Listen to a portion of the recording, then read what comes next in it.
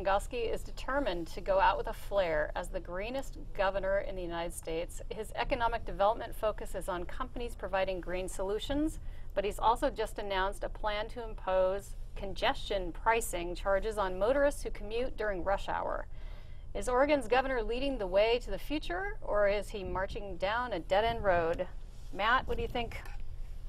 Well, the governor is finishing his second term, halfway through his second term, and I think it's safe to say that Oregon's perception of being anti-business has not improved. It's probably gotten worse over that time, and I think that the governor's focus on sustainability industries and green industries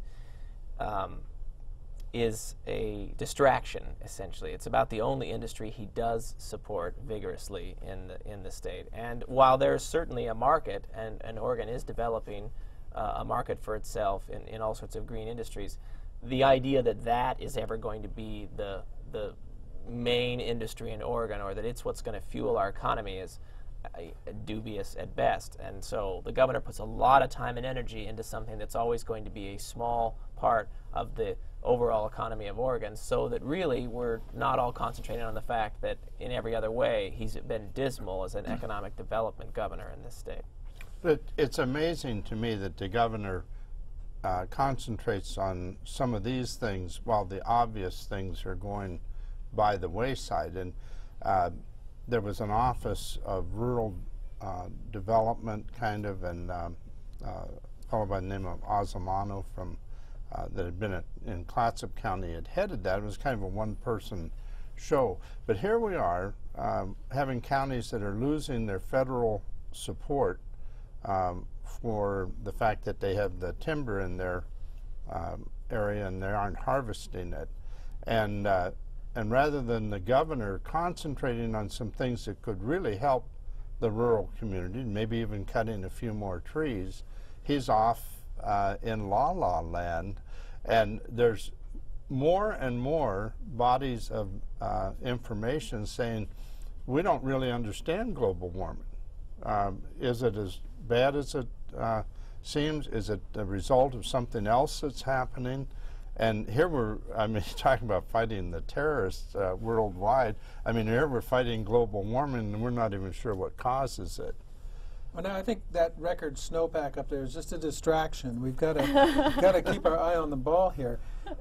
I kind of agree with Matt on this. It almost seems like a distraction. The governor is promoting what is really something of a fad. You know, for Oregon's sake, topic, right? It is. Yeah. For Oregon's sake, I hope it's good.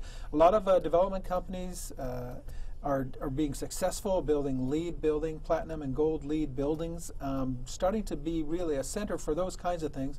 But Matt's right, it's never going to be a major industry. And as Al said, under the Clinton Forest Plan, which was enacted in 1992, we've only harvested a tiny, tiny fraction of the timber that was proposed to be harvested under that.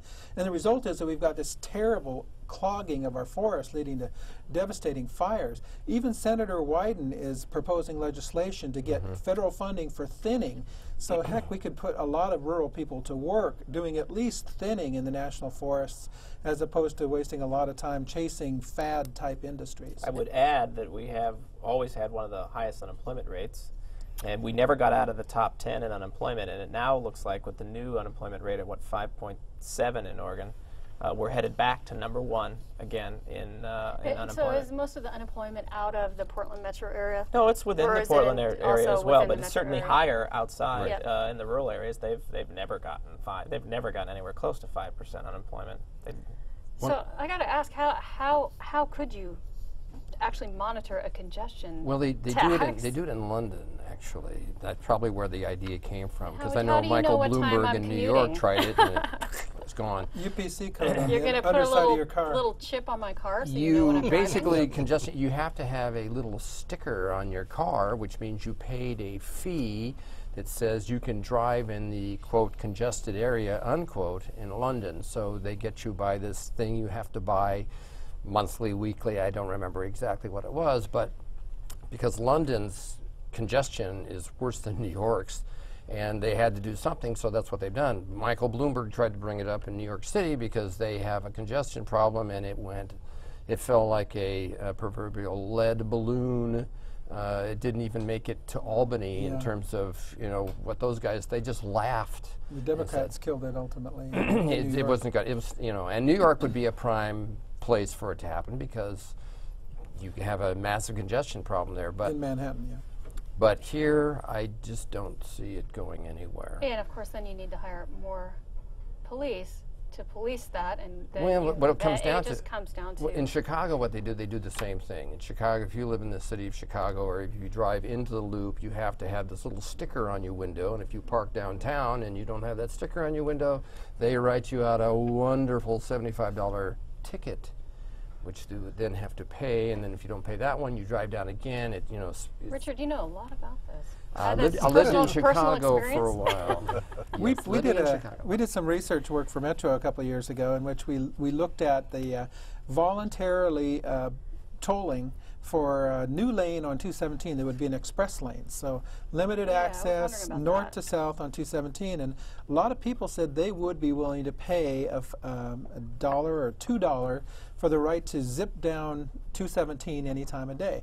So there is some support for the notion, but I don't think it's something that has anywhere near widespread acceptance, and it's something that people would really fight strongly. Well, and let's draw a distinction between the two things we're talking about. I mean, Right. if you're talking about simply trying to charge people based on global warming concerns and to keep them from traveling into certain areas, that's really you know, a tax designed to change behavior and to punish people for owning cars, which is a sentiment that's unfortunately quite common among some leadership in the Portland area.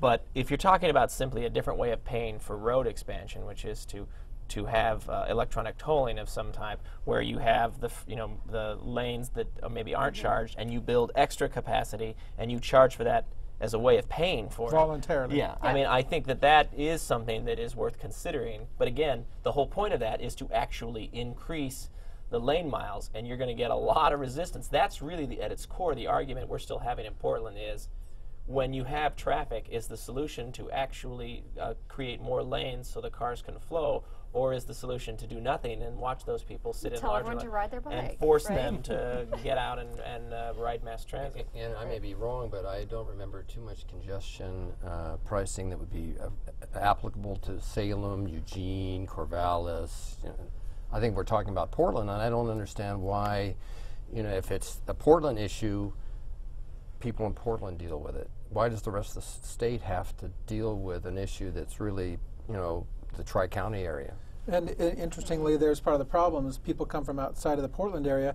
They wouldn't have those stickers, so they would. Well, you have to buy them They'd like they have do to in Chicago. find a way. If you live in Gary, Indiana, and you have to drive to Chicago, guess If what? I had to commute from Hillsborough to Vancouver or